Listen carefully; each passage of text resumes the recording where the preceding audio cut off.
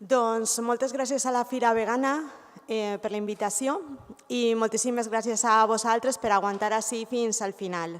Si tremoles, perquè després d'estar tot el dia en el punt violeta tinc un fred ficat en el cos que no puc en ell. I bé, comencem.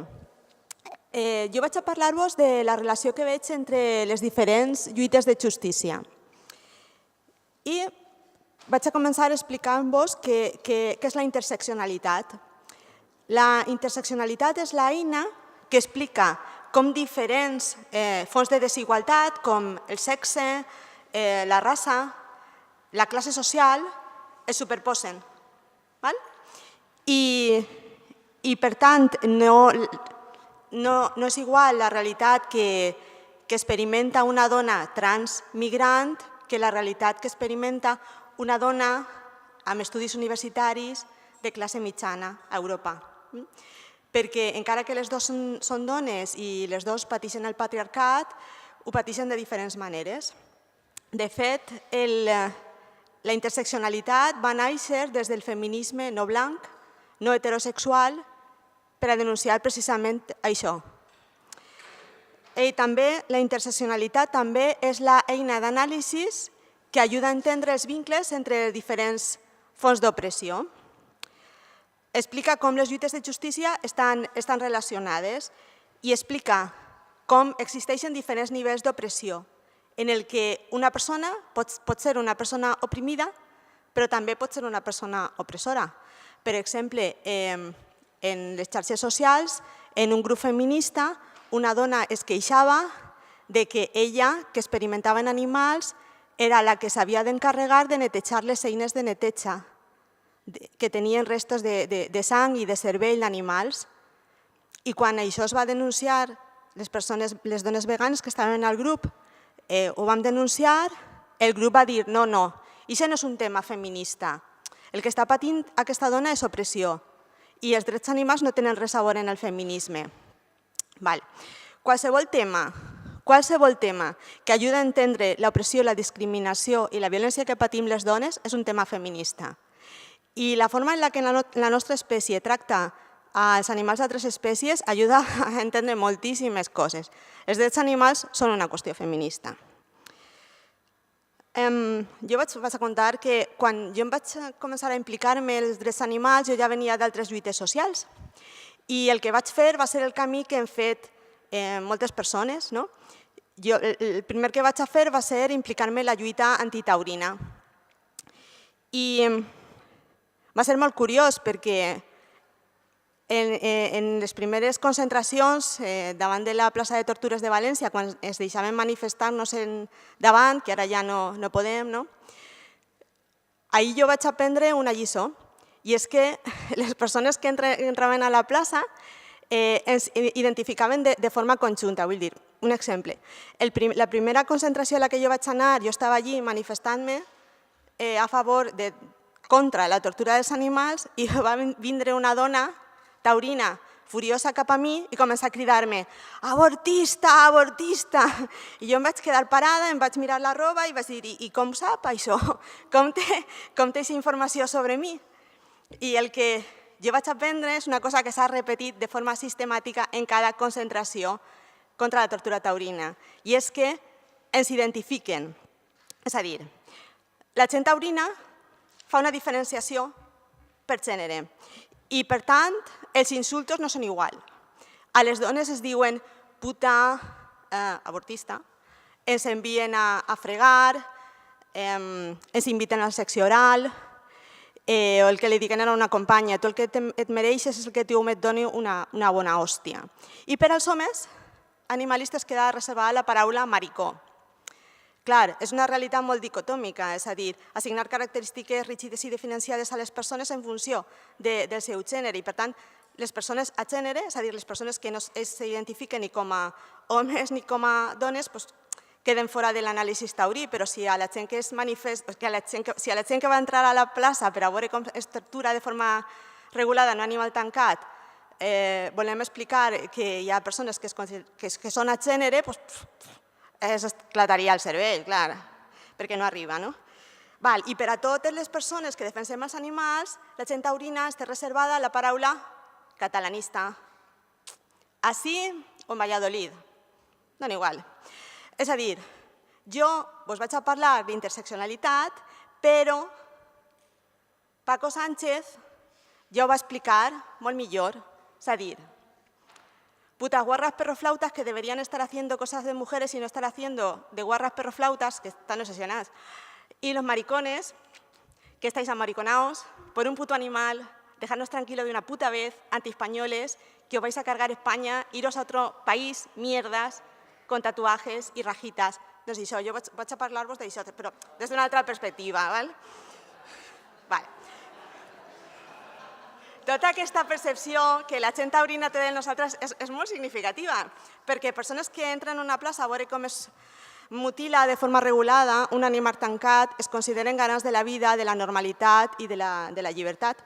És significatiu perquè la nostra ideologia també està definida per qui és el nostre oponent i per quina és la percepció que té de nosaltres. I segons aquesta percepció taurina, des dels drets animals defensem la diversitat afectiva sexual i defensem també valors principals del feminisme, com és la incorporació de les dones a l'espai públic, la sexualitat lliure i el dret al propi cos.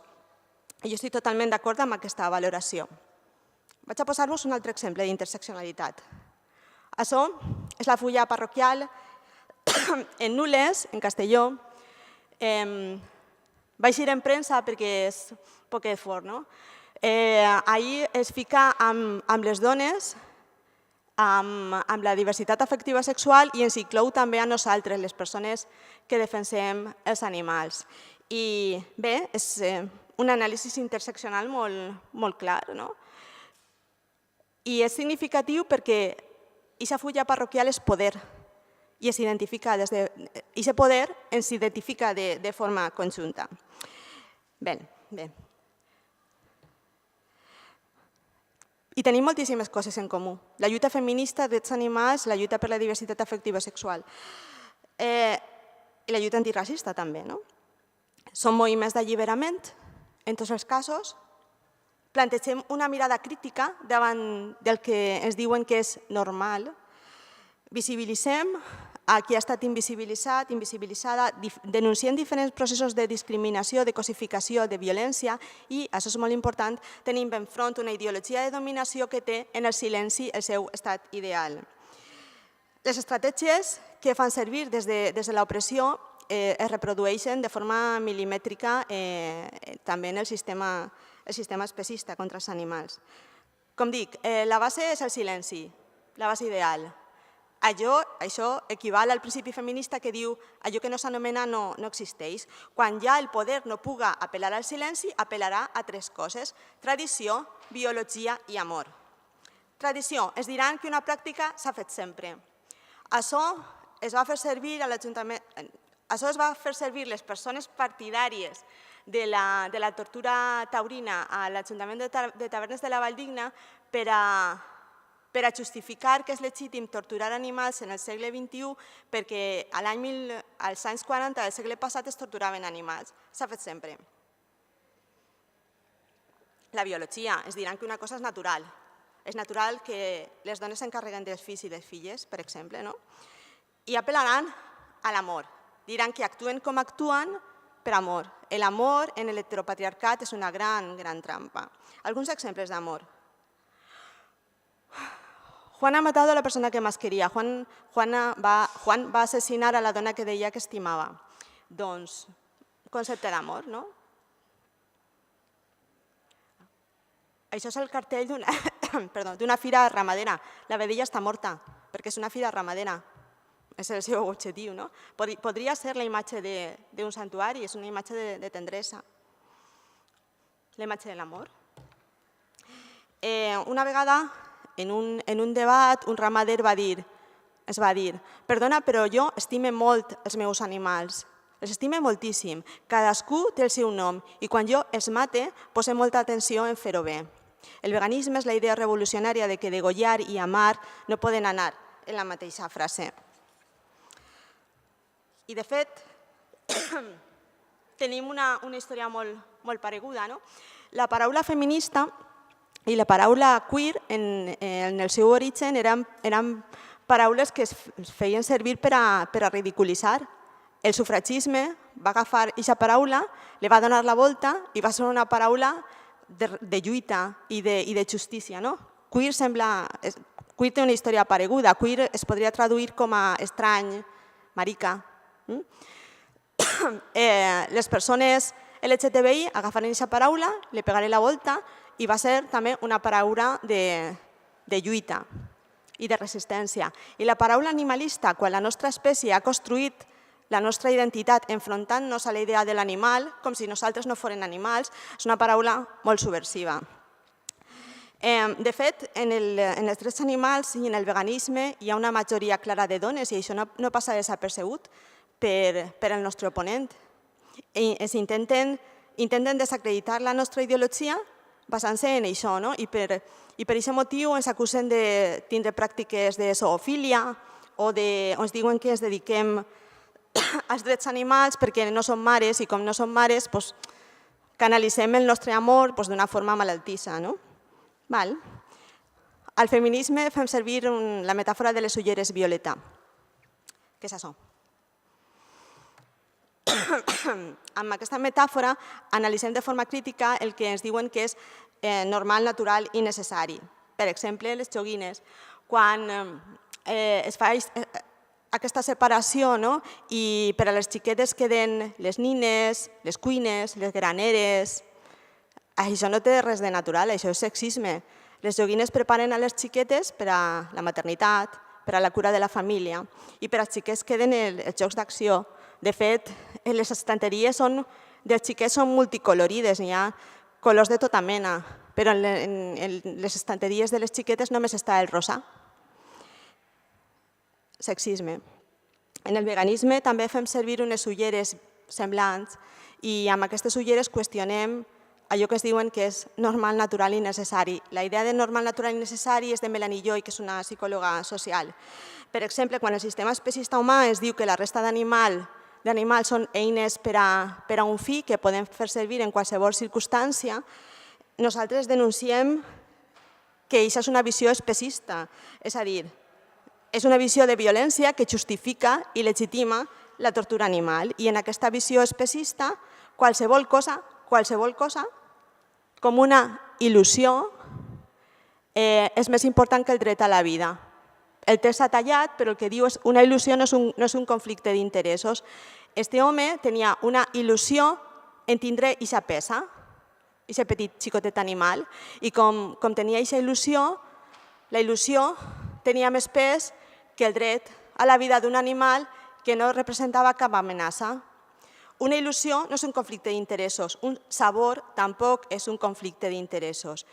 Es pot donar un conflicte d'interessos entre un ésser humà i un animal no humà, sí, però en el 99,9% de les vegades no hi ha conflicte.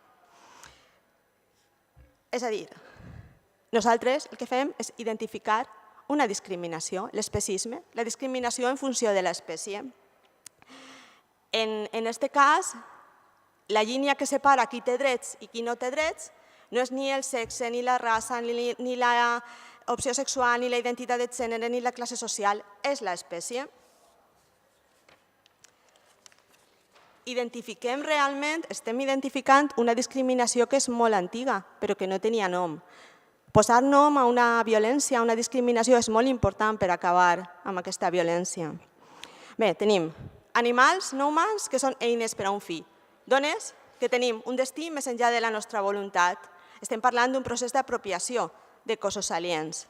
I dins d'aquest procés són molt importants dos conceptes. Dos conceptes que es repeteixen en totes les violències, cosificació i lògica de dominació. Què és el que passa? Que en una lògica perversa la nostra espècie tracta els animals com a animals i, per tant, tot grup humà identificat com a inferior en un moment històric determinat també és tractat com a animal. És a dir, s'aplica l'etiqueta d'animalitat, que és una condemna a discriminació, violència i mort. Mireu, etiqueta d'animalitat. Aquest home era un xiquet, després de la Guerra Civil, la seva família era d'esquerres i va ser represaliada, el seu pare va ser assassinat. I ell tenia fam i va menjar aliments i l'enxamparen. I el posaren una multa, però no tenia, la seva família vivia en la misèria, estava represaliada, no tenien diners. I a ell el càstig que li imposaren és que cada cap de setmana havia d'anar a la gossera i havia d'estar tancat en una gàbia, com un gos.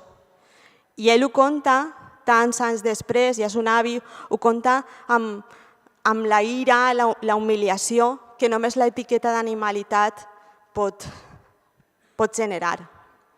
De tot el que li feren a la seva família, de tot, que el tancaren en una gàbia com un animal era la gota més d'humiliació, més humiliació i més dolor. Cosificació i lògica de dominació són conceptes claus relacionats amb l'animalitat.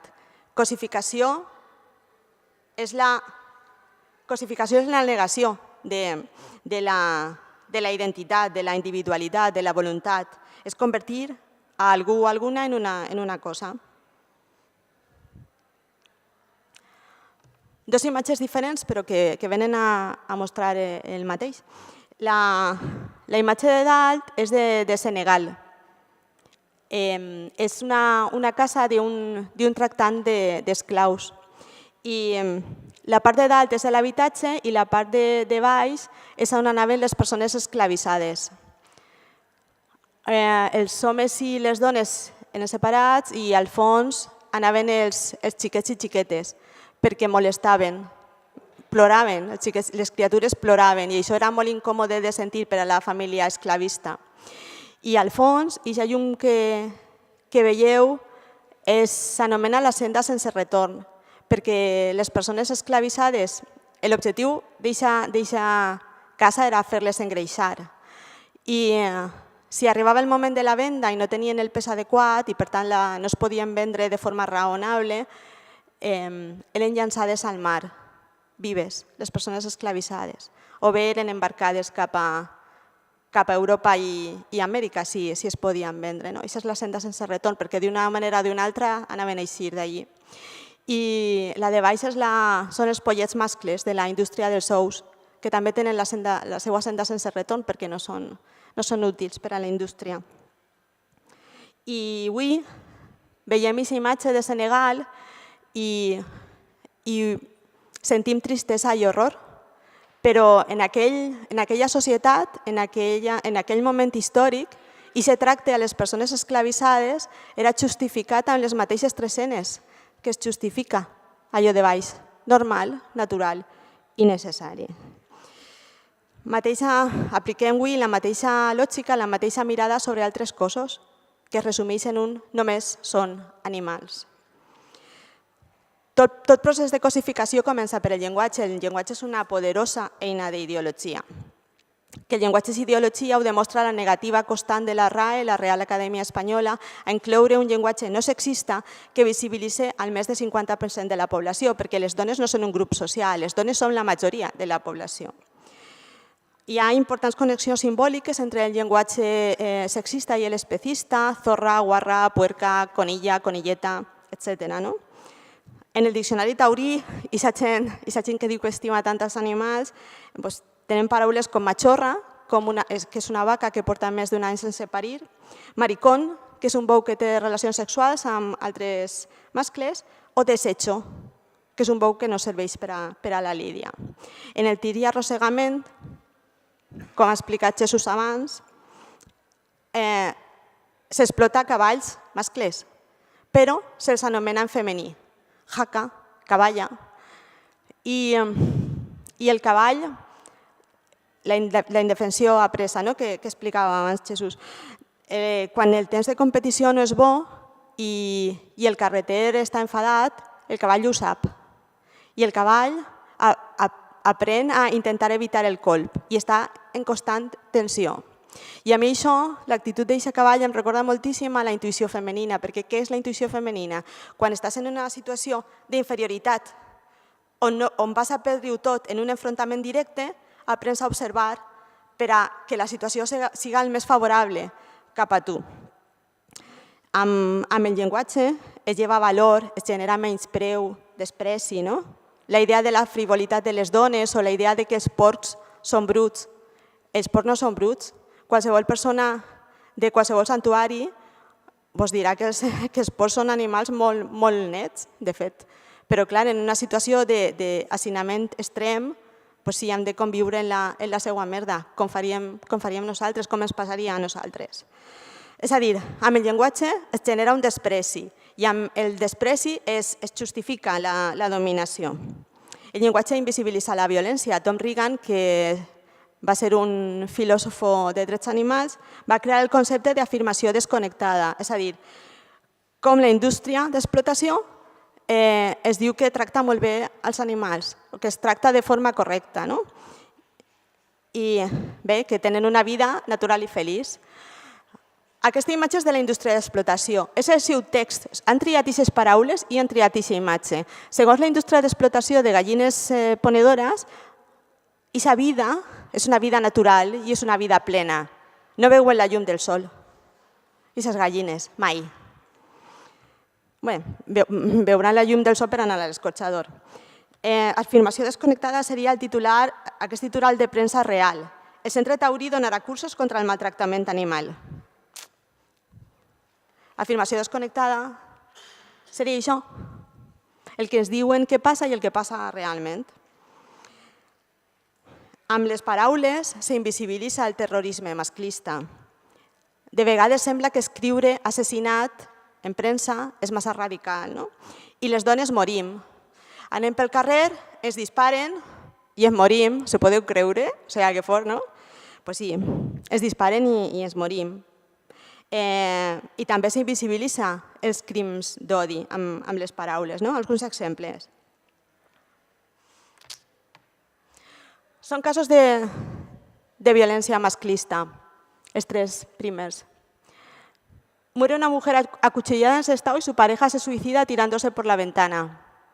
¿Qué?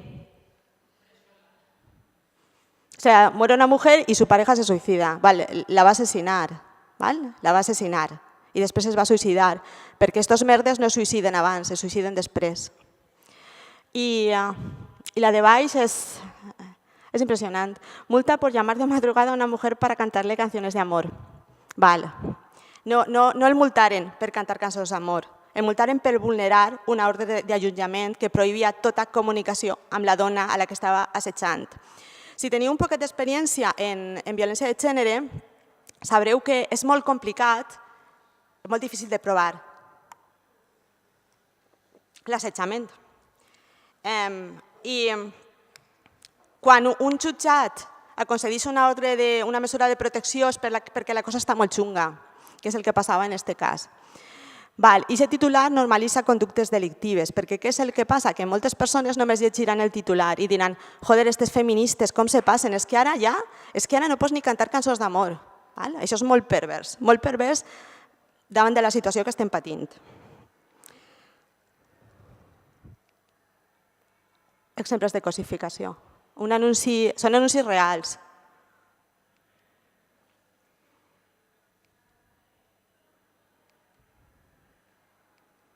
Harry Sedal, aquesta gran publicació, és una publicació de casa. Tu veus tres animals que no t'han fet res, que no representen cap perill, i el divertit és dir a quin dispararies. I ara prepareu-se, que ve una cosa interessant. Harry Sedal també, que donen tant de material.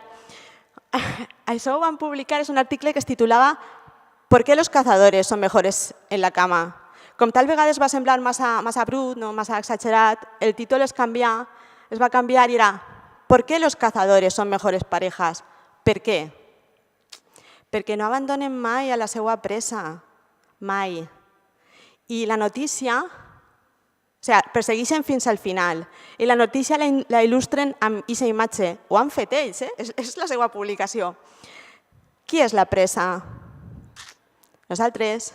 Bueno, jo no, perquè jo ja no estic en el mercat, però les dones joves de qualitat, perquè sí, paraules textuals, hi ha preses de qualitat i preses que no són de qualitat, preses que no són de qualitat. Molt bé, cosificació. Lògica de dominació. La lògica de dominació és una estructura d'argumentació que justifica la subordinació. Es tracta d'un sistema de valors basat en característiques que el grup dominador té i el grup dominant no.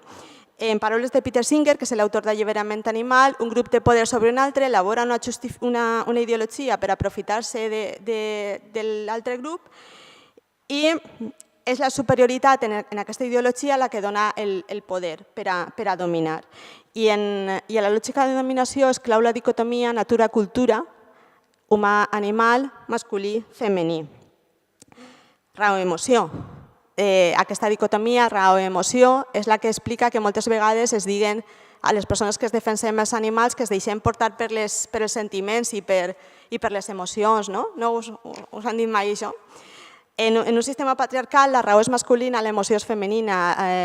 Fer aquesta afirmació el que volen dir és que no raonem bé. I en tots els sistemes violents es presenta la violència com a excepcional, no fruit del sistema, sinó conseqüència d'això, d'una botxeria. Anem a tirar més merda sobre les persones que pateixen malalties mentals que com no tenen suficient, doncs mira, no és una botxeria. Això no és una botxeria. Se'n recordeu d'això? 79 cadets foren assassinats per diversió. A mi la notícia me va generar moltíssima ràbia, però és que els cadets anaven a acabar en un supermercat, no anaven a un santuari. Què és el que passa en els sistemes violents? Que si tu ensenyes que és positiu fer mal, que està bé tancar, mutilar, torturar i assassinar, que això és correcte, doncs hi ha gent que aprèn la lliçó i hi ha gent que es vol divertir, perquè total. Camp d'extermini s'ha tallat, de Jasenovac, en Croàcia. Aquesta foto és molt coneguda perquè els guardians es diverteixen decapitant a un presoner amb una serra. En tots els sistemes violents s'aïlla la violència com una excepció, en un únic subjecte. I al fer això, la violència passa a ser excepcional.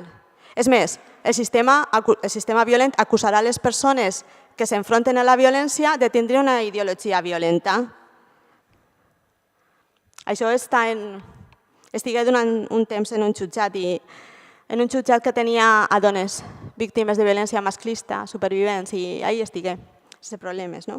Bé, ens diuen que som ecoterroristes, feminazis, el lobby gay, la dictadura de gènere que vol acabar amb la presumpció d'innocència de 5 violadors. O el raig animalista, està genial. El nazisme és una ideologia que afirma la superioritat i supremacia sobre altres cossos. És a dir, la supremacia de qui té la força, és la supremacia la que dona la legitimitat per a exterminar. Nosaltres enfrontem a la supremacia i a la superioritat i a la dominació cada dia. I per això des del veganisme denunciem que la violència no és un error del sistema, és el sistema el que és un error. I des del feminisme denunciem que la violència masclista és terrorisme, no són casos aïllats. Passe a una altra cosa. L'any 1975 Peter Singer va escriure Alliberament animal, que és un llibre bàsic, és dotar d'una base teòrica i això va ser molt important. Singer diu que va triar alliberament perquè volia l'empatia amb el moviment d'alliberament de les dones. Jo no sé si va ser intencionat, si ell ho sabia, tal vegada sí, però les dones i la lluita pels animals ha estat unida des del començament. De fet, les dones sufragistes foren protagonistes de la lluita antivivisecció contra l'experimentació en animals. Tots els passos endavant que es van aconseguir foren protagonitzats per dones. Els primers refugis, les primeres reglamentacions, les primeres associacions contra el maltractament animal, les dones foren protagonistes de tot això. I ara ve la pregunta. Si foren dones feministes les que van relacionar antropocentrisme, l'ésser humà com a centre de tot, i androcentrisme, l'ésser humà mascle com a centre de tot, com dos cares de la mateixa lògica de dominació, si foren les dones feministes les que protagonitzaren la lluita contra la vivisecció, si hem après del feminisme que no pot haver amor on hi ha dominació, per què som una minoria en el feminisme? Per què el feminisme no és antiespecista? no és antiespecista de forma clara, rotunda i majoritària? Doncs perquè moltes vegades s'enfrontem amb el privilegi d'espècie. I el privilegi d'espècie, malauradament, també està en el feminisme i hem de lluitar contra ell. Un privilegi és un fet invisible i normalitzat. Un privilegi és allò que explica que homes que parlen sobre els drets i la llibertat en públic subordinen a les dones en les seues files i que ens diguen que allò important és el que jo decidís que és important. Per exemple, a les feministes ens han dit sempre que el nostre tema, els drets de les dones, pot esperar. Revolució, veritable igualtat, democràcia, etc. O ens diguen que són burgeses. I és molt curiós perquè els mateixos arguments es reprodueixen en la lluita contra els animals. Bell Hooks, que és una feminista negra nord-americana, explica tot el que va costar que el feminisme blanc nord-americà incloguera la perspectiva de les dones negres, de les dones hispanes, de les dones pobres dins del seu discurs. I ella explica com les feministes blanques que estaven en una situació privilegiada per el seu color de pell no volien ni sentir parlar d'això perquè allò important era el gènere. I ella explica com si tu analitzes qui té drets en funció només del gènere, però exclous la raça, està fent un discurs racista, perquè la realitat d'una dona negra no és la mateixa que la realitat d'una dona blanca i aquesta realitat també ha de ser incorporada al discurs. I va costar molt i va generar molt de patiment, però al final la perspectiva racial va ser inclosa dins del feminisme i el feminisme es va fer més fort i més just, clar que sí. I Bell Hooks conta com pogueren guanyar gràcies a l'aliança que feren en les dones lesbianes i bisexuals que sabien molt bé què significava estar fora del discurs dominant.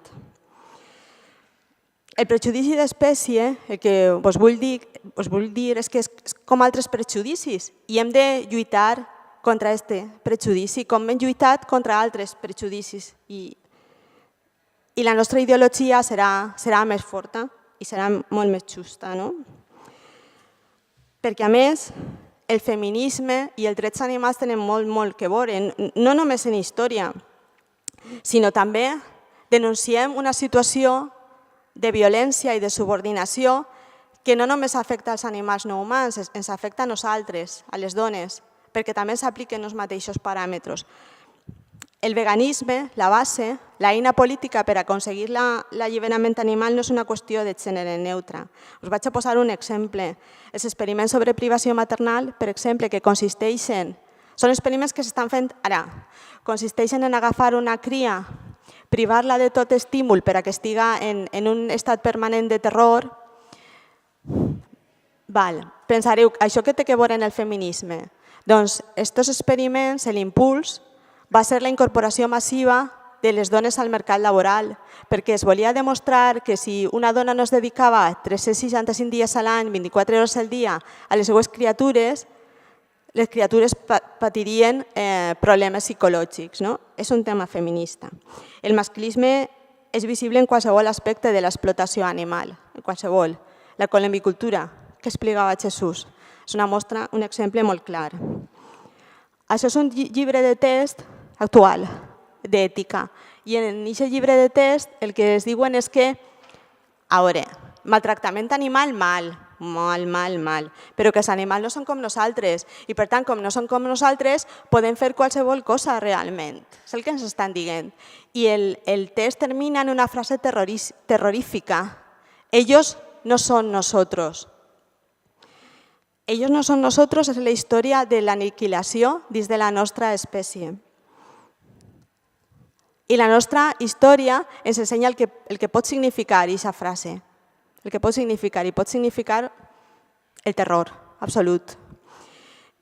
La qüestió és que avui seguim aplicant la mateixa lògica de dominació, ells no són nosaltres, sobre altres cossos que paguen amb la seva vida els nostres desitjos més banals. Cossos als que mutilem, droguem, Furtem les seues criatures i els tenim reservat espais que anomenen gàbies de gestació. Cossos que no veuen la llum del sol, molt d'ells només que per anar a l'escorxador. L'etiqueta d'animalitat, a més, té altres conseqüències. El maltractament animal és un indicador de violència masclista general, de violència general i de violència masclista en particular. Hi ha estudis que demostren la relació entre aquestes dues violències. Per exemple, dones que no poden deixar una situació de violència masclista perquè no tenen on deixar els seus animals, gossos, gats, generalment, perquè no poden anar a les cases d'acollida. I aquestes dones estan preocupades perquè estimen els seus animals. Animals que també han patit la violència, perquè el maltractador, en un percentatge molt alt, utilitza els animals per a controlar a les dones. Al País Valencià no tenim cap refugi, cap casa d'acollida en la que es permeta l'entrada de... Soy jo? En la que permeta l'entrada de gossos i gats, i això és un problema molt greu, perquè encara que afirmem que des d'un punt de vista especista que els gossos i gats ens importen una merda, la qüestió és que hi ha dones que estan patint aquesta violència i és la nostra obligació posar-les que estiguen segures. Inclús des d'aquest punt de vista especista, haurien de donar l'oportunitat que aquests animals pogueren anar amb les dones. Seria una cosa molt important. I no és un tema teòric, és a dir, jo conec dones que no han deixat el seu gos o el seu gat i s'han quedat i han estat en perill. Cada dia que passaven en aquesta casa era un dia més de perill i no els donem solucions i això no pot ser. En totes aquestes evidències hi ha projectes als Estats Units molt xulos, com el Rosebrook Center, on les dones es poden recuperar juntament amb la gent que estimen i els animals no humans entren en la categoria de gent, clar que sí. A més, en les sentències que ha hagut, no dic que passa sempre, però passa, sobre maltractament animal i que implicaven presó per als maltractadors, dos ja tenien condemnes prèvies per violència masclista i un altre, l'assassí del cavall Sorqui, que el matà a cols per perdre una carrera, va fer servir en el judici la paraula amor. La seva defensa es basava en l'amor amb l'animal que va matar, que va assassinar. Bé, i dins del feminisme es podem trobar en dues situacions, que representen dues autores. L'autora de dalt és Carol J. Adams, l'autora de baix és Simone de Beauvoir. Simone de Beauvoir és un referent en el feminisme, ella marca la diferència. Simone de Beauvoir era molt hostil cap als animals no humans, molt hostil. Ella era partidària, per exemple, de les corregudes de bous. I Carol J. Adams ha fet militància des del seu activisme i ha estat molt implicada en el suport a les dones que patien violència masclista i ha fet un anàlisi molt interessant posicionant-se de part dels animals perquè els nostres arguments són feministes. Ella relaciona la masculinitat amb el menjar de carn. Té un llibre molt interessant que és La política sexual de la carn, on relaciona tot això. El que vos vull dir és que els nostres arguments són feministes, perquè el feminisme s'ha ensenyat que amb els prejudicis s'acaba amb determinació, conscienciació, amb insistència. I el feminisme s'ha ensenyat a qüestionar lo natural com a opressió i qüestionar la idea de natural com a opressió és qüestionar-ho tot. I ara vaig a parlar-vos de coses que no ajuden per atraure gent a la nostra lluita, per a teixir xarxes. En el nostre moviment de drets animals, i d'això s'ha de parlar molt clar, es reprodueixen dinàmiques d'abús, de discriminació i de violència. Mireu, no hem d'estar d'acord en tot. Podem tindre idees diferents, podem pensar estratègies diferents i això és bo, perquè es manté alerta i podem aprendre de les altres organitzacions o de les altres persones que no pensen com a nosaltres. Però hi ha unes línies roges que no haurien de passar mai. Sabeu què és? Aquestes paraules? Pinkwashing és utilitzar els drets de les persones LGTBI com a excusa. Purple washing s'aplica al feminisme, purple és violeta, el violeta és el color del feminisme, I animal washing o vegan washing és utilitzar els drets animals també com a excusa per a negar drets. Generalment això s'aplica a polítiques racistes. Vaig a posar uns exemples. Palestina. Jo no sé per què i no sé qui va tindre la idea que Israel és el país més vegà del món. Bé, això no és veritat. No és veritat. I si voleu parlem després. La renta per càpita, el menjar per càpita de càrnic en Israel es dispara a xifres astronòmiques. Però hi ha persones que es defineixen com a veganes i com a animalistes que pensen que com Israel és suposadament el país més vegà del món, això legitima girar la cara a un genocidi, que és el que està passant en Palestina, amb el poble palestí.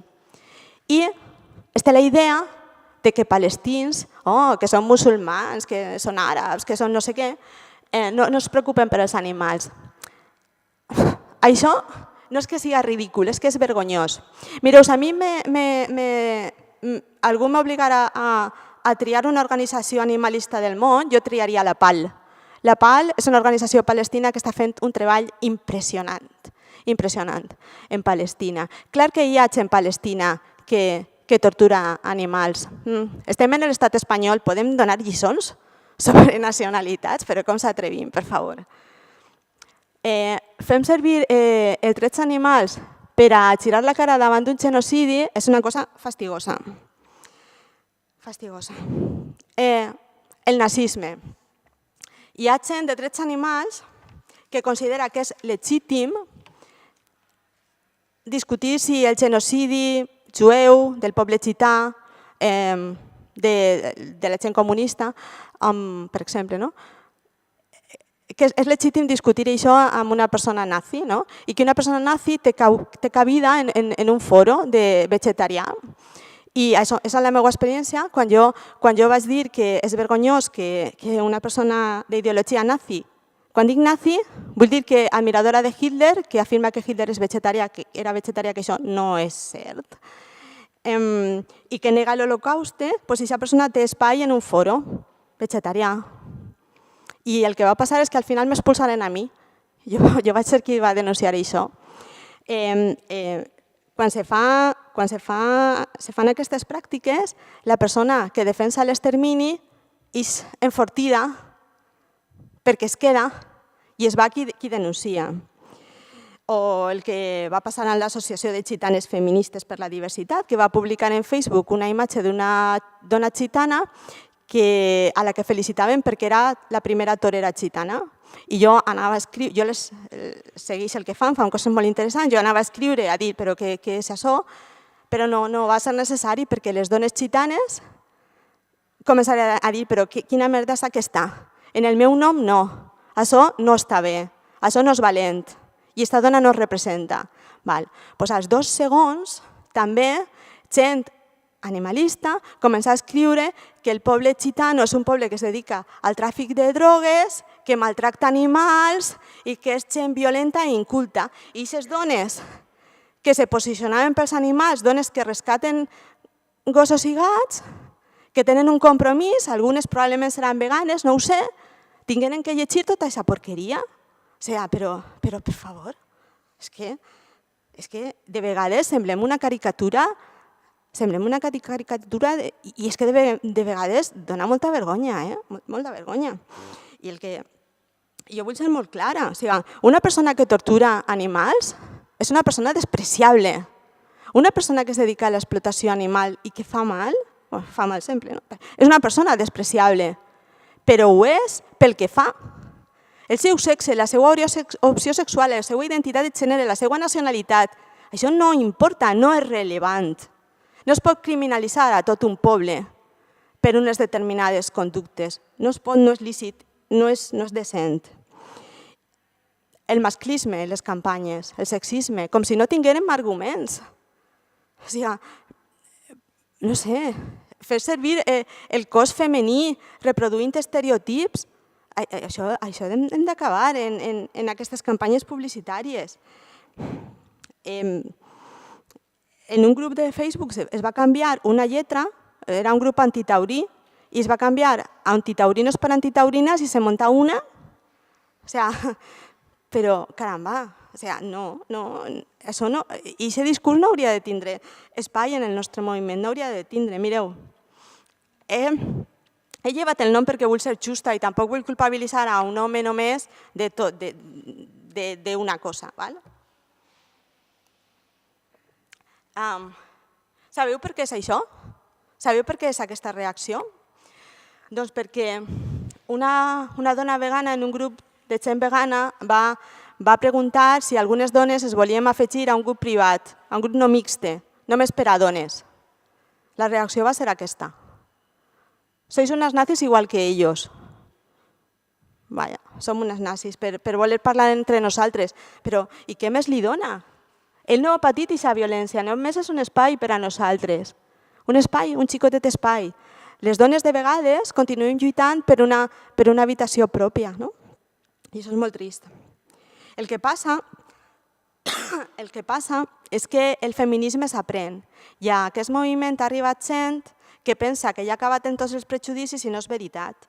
I s'ha de formar en feminisme i és molt urgent formar-se en feminisme perquè si no el que passa és que en les conferències, per exemple, en els actes, doncs si en el feminisme som un 80% de dones, al final en les conferències només som un 20%, s'inverteix el percentatge i es transmeteix la idea de que les dones són un 20% i no és cert. I jo no dic que els homes no tinguin que estar en aquest moviment, doncs clar que han d'estar, són els meus companys. Esta fira és un exemple de que els homes estan, organitzen coses, però tenen en compte el feminisme i per tant la proporció de dones és real a la proporció de dones en el moviment animalista, que això és el just, no? Perquè si no fem això, el que passa és que els portaveus són homes, els líders són homes, i nosaltres ens dediquem a fer les coses de sempre, no? La cura dels animals, estem en organització, però no som visibles. I quan de vegades denuncies això, la resposta és que, a veure, els líders són homes, però no és per una qüestió de privilegi, és per talent. Se tria a la gent més adequada. Kazuo Ishiguro, que va ser el guanyador del Premi Nobel de Literatura, 10 minuts? Va explicar quin era el secret del seu èxit i era dedicar-se 4 setmanes a l'any a escriure només. Es tancava i es dedicava a escriure i a inspirar-se. I la seva dona s'encarregava de tot, de les criatures, d'atendre el telèfon, de les tasques de l'hogar. Vull dir, és molt important tindre un entorn adequat per a poder fer coses. I és més senzill fer una gran entrevista en televisió, participar en un debat, donar una xerrada, si tu tens darrere altra persona que s'encarrega de les criatures, dels animals, que neteja, que cuina. I qui s'encarrega d'això normalment? Les dones. L'habitació pròpia, de la que vos parlava. Necessitem aquesta habitació pròpia. Perquè no pot ser que un moviment que reivindica igualtat i justícia social reproduïsca determinats dinàmiques opressives. Per exemple, és fascinant perquè és una campanya que es va fer perquè en un congrés de periodisme no n'hi havia ni una sola dona i això no crida l'atenció. I quan vaig ir en premsa, l'organitzador va dir, ostres, no s'havien fixat. No s'havien fixat. Jo pregunto, com pot ser que veges un cartell i que no veges cap dona i que no te crida l'atenció? Vosaltres veieu això i no feu... On estem les dones? Si són la majoria de la població, per què no estem quan es tracta de parlar en públic, per exemple? O la violència masclista. Dins del moviment de drets animals han hagut casos de violència masclista i jo he de dir que estic orgullosa en general de la resposta, però també han hagut casos de gent que té cert prestigi que ha dit no, això no és un tema. Això no és un tema nostre, no. Hem de ser neutrals. Caramba, quan des dels drets animals portem tota la vida dient que la neutralitat afavoreix l'opressor, no pots dir que eres neutral en un cas en el que una dona ha patit una una agressió, ha patit una violació o ha sigut maltractada per la seva parella. Perquè és molt fàcil denunciar el masclisme quan el masclisme està fora, quan és Woody Allen o és un productor de Hollywood o està aquest mierda de ser humano que es diu Bertrand Cantant, que va assassinar a Cols, a Marie Trinitat. La matar a Cols va passar 4 anys en presó, no? I, bueno, una revista de merda li va dedicar una portada i la revista Elle li va dedicar una portada a ella, a la víctima. És molt fàcil assenyalar el masclisme quan no està dins el teu moviment. Sabeu d'on ve la frase aquesta de jo et crec? Jo et crec, jo te creo? Per el cas dels violadors de Sant Fermín, ho sabeu? Doncs Anita Hill, una dona nord-americana, en l'any 91 va denunciar com un jutge que volia optar al Tribunal Suprem als Estats Units, el jutge Clarence Thomas, l'havia assetjat de forma repetida mentre era al seu cap. I Anita Hill va patir de tot, per dir això. Inclús van escriure un llibre contra ella. Després el periodista es va disculpar, s'ha de dir. I les dones i els homes aliats llançaren el lema Anita, jo et crec. I es va demostrar que el que Anita deia era la veritat. I Anita va canviar tota la percepció de la societat respecte a l'assetjament sexual. Perquè al final es tracta de síndrome de Cassandra, és una qüestió de credibilitat la paraula de les dones. Cassandra era la germana d'Helena de Troia i Cassandra va ser maleïda amb la maledició de que ningú la creuria. Ella sempre diria la veritat, tenia el do de la profecia, però ningú la creuria. I al final ella va ser convertida en una esclava sexual, al final va ser assassinada i la maldició se la llançaren perquè Apolo volia tindre relacions sexuals amb ella i ella es va negar i va dir que no. Mireu, no és fàcil per a una dona dir jo he patit assetjament, a mi m'han maltractat, a mi m'han violat. No és fàcil. I davant d'aquesta situació de violència no podem dir és cosa nostra, això no té res a veure amb els dels animals. Doncs clar que té que veure, té tot que veure, perquè són les nostres companyes i hem de prendre posició per una simple qüestió de justícia. Bé, ja termine. Si la lluita antiesclavista és l'última barrera, l'última discriminació, i hem de tindre diversitat d'opinions i això és positiu i no hem d'implicar-nos en totes les lluites perquè no podem estar en tot, almenys no hem de ser part del problema. I no hem de passar aquestes línies roges i hem de construir aliances i xarxes. Aquesta pel·lícula mostra això, és una pel·lícula molt bonica que mostra l'aliança entre el moviment de lesbianes i gais i el moviment miner a l'Anglaterra de Margaret Thatcher. És una pel·lícula que si esteu deprimits i deprimides dona molta energia i ensenya moltes coses. En fi, Brigitte Vasallo, una activista feminista, va dir si la nostra lluita concreta, siga la que siga, no ens ha servit per a sentir com a pròpies totes les lluites i totes les violències, de què ens serveix? Hem de teixir aliances, hem de defensar els animals amb convicció, sense renunciar als nostres ideals. No hem de creure la història que els drets animals poden esperar, no? Els drets animals no poden esperar, han de ser ara, igual que el feminisme, igual que la lluita LGTBI, antiracista, ha de ser ara, podem lluitar per tot, les sufragistes ho farem i nosaltres també ho farem. I no volem la inclusió en el club patriarcal, no volem que en el nostre nom, en el nom de les dones es torturen animals, això no és legítim. I el que volem, en definitiva, és del veganisme, és un món just, sense submissió, sense tortura, sense violència, on els únics discs que s'escolten siguin aquests, perquè són la veu de qui no té veu, que és el títol d'un poema preciós de la Wheeler Wilcox, que va escriure el 1910, sufragista, i perquè volem un món on la diferència no significa dominació. I, per tant, teixirem aquestes xarxes en totes les lluites justes i les farem nostres. I lluitarem per als animals amb determinació i també ho farem amb moltíssima alegria. I ja està. Moltes gràcies.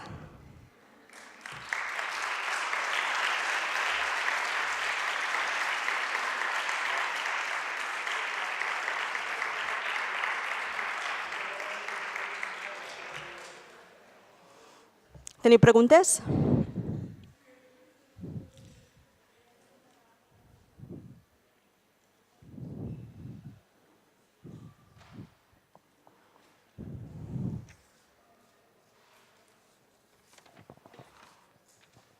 Hola, bona vesprada. Hola.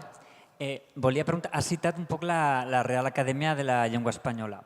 Vaig estar fa un temps en una formació que va proposar Isonomia a la Universitat Jaume I sobre llenguatge sexista. I es va obrir un debat prou interessant que finalment no hi havia temps i no es va poder produir. I era el fet de certes accepcions, no? Crec que n'ha citat algunes i aleshores jo em vaig preguntar, els diccionaris quina funció tenen? Ens han de reflectir tot allò que esdevé l'ésser humà? Siga roí, bo, discriminatori, negatiu, pejoratiu, ho podem indicar entre claudators, entre parèntesi, quin és l'ús de la llengua? Perquè, clar, jo en aquell moment vaig creure, percebre, que es volien eliminar usos de la llengua discriminatoris, pejoratius, etc. I, clar, jo dic, home, si més no, el que caldria fer és saber que això és una realitat que ens envolta i aleshores fer constar quin és l'ús que se'n fa. Aleshores, un poc, si pogués dir què en penses, és a dir, perquè jo des del meu punt de vista crec que tot allò que esdevé com a llenguatge, que al cap i a la fi és un reflex d'allò que fem, dels nostres comportaments, actituds, etc., haurem de tenir un registre de com ho usem i per quin motiu, no? O sigui, amb quina finalitat, en quin nivell de llengua. I d'una altra banda, si tens constància del fenomen de que homosexuals estiguen fugint cap a Israel des de Palestina. Val. Jo no soc lingüista, val? Però jo penso que un diccionari és ideologia i que s'ha de jugar net. I, per tant, és curiós que determinades accepcions sí que estiguen, però altres no.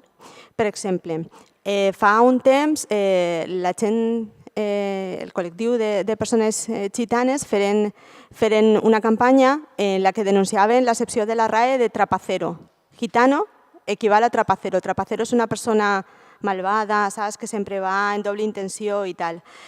I a mi em sembla que és una campanya legítima. És a dir, si tu, per exemple, agafes un diccionari i veus que el sinònim d'home és ésser humà i el sinònim de dona és puta, ahí estàs fent ideologia. I és molt curiós perquè sempre va contra les mateixes persones. I jo crec que determinats, és la meva opinió personal, determinades accepcions s'haurien d'eliminar perquè generen violència. I, de fet, la campanya dels col·lectius gitanos anava en aquesta línia. Si tu identifiques, i això està en un diccionari, i això ho veuen els xiquets i xiquetes, gitano, trapacero, doncs estàs generant violència. Jo sí que seria partidària d'eliminar, d'actualitzar. Igual que, no sé, la paraula maricón, no? Jo la llevaria al diccionari, sí, la meva opinió. I jo no tinc constància de persones palestines que vagin a les ciutats israelianes de majoria israeliana buscant... No, jo no tinc cap constància. Tu tens constància?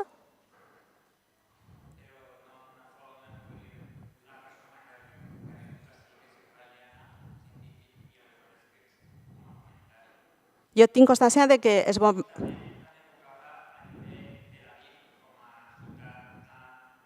Ja. Però saps el que passa? Que quan bombardegen a les cases de gent palestina no pregunten quina és hetero, quina és gay, hi ha gossos dins? No, bombardegen i ja està.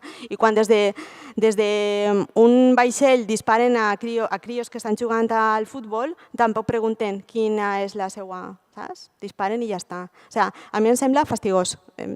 La utilització de la gent palestina que està patint, és que no tinc ni paraules, no? I, bueno, no tinc constància, no ho sé, la veritat. ¿Está?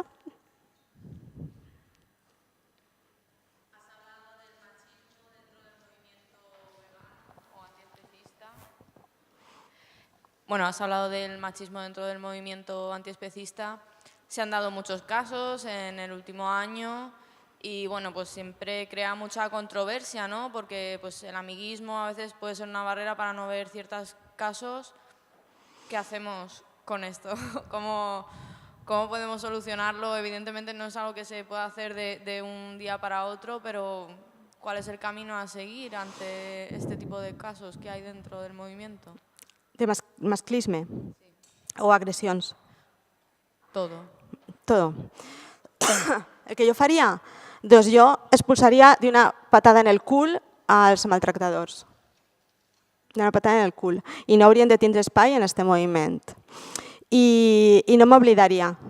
No m'oblidaria. Perquè ha passat una cosa prou vergonyosa i és que va haver un cas de maltractament cap a una companya i de campanya pública contra ella, i aquestes persones, després, alguna d'elles, se va posar en la foto de perfil el jo te creo, per lo de Sant Fermín. I és el que deia abans, és més fàcil fer-ho quan estan fora. El masclisme està fora, són els violadors, és un cas aïllat, però quan una companya et demana ajuda i et demana solidaritat, jo és que no sé, jo és que pense que de vegades es té la idea de que dir m'han maltractat et dona una espècie de glamour i és xupiguai. Doncs s'ha de ser molt valent per a fer-ho. Molt valent. Jo crec que el que hem de fer és no callar, donar recolzament a les dones i no passar ni una, la meva opinió. Ja està? No, moltes gràcies.